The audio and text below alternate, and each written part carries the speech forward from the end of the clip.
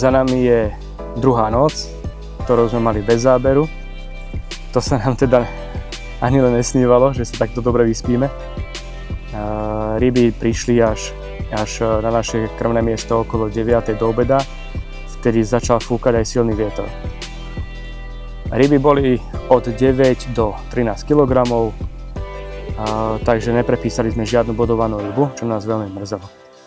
Potom prišla 3. hodina, koniec prvého polčasu a my sme sa odobrali na losovanie našeho nového lovného miesta. Krásne sme si tam občerstvili, dali sme si pivku, kofolu, pokecali s kamarátmi, porozprávali sme si, čo bolo, ako bolo na tých našich lovných miestach. Povypytovali sme sa my, ako bolo na tomto jazere, kde sa teraz nachádzame, na tej časti jazera, kde sa teraz nachádzame. Tušili sme, aj sme videli od chalanov, že posledné 2 hodiny prvého polčasu tu nás začali sa ryby ukazovať, začali vyťahovať krásne ryby, okolo 18-19 kg, aj cez 20 niektorí, čo bolo veľmi dobré znamenie. Los nám prisúdil miesto číslo 6. Na tomto mieste sme ešte neboli, ani ja osobne, aj keď navštevujem toto jazero. Vybavili sme veci, začali sme markrovať, máme pred sebou jamu od 4 do 5 metrov a iba jeden taký pličí jazyk, na ktorom Martin aj chytá.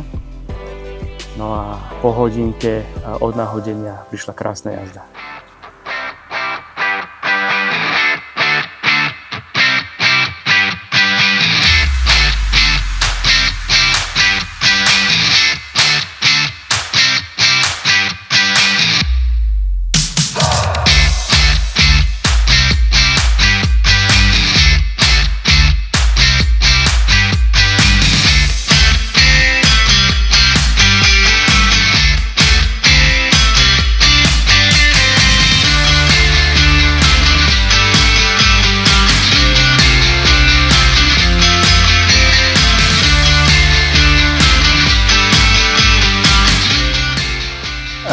Táto ryba mala váhu 21 650, krásny prepis, prepísali sme to 6 kg.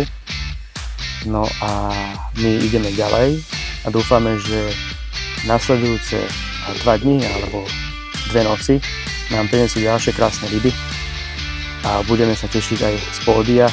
Momentálne sme pravdepodobne na 3. mieste, čo je veľmi, veľmi pekné a už dúfam, že to udržíme a budeme vám ďalej reportovať ďalší deň, takže sledujte nás a vidíme sa zajtra. Ahoj.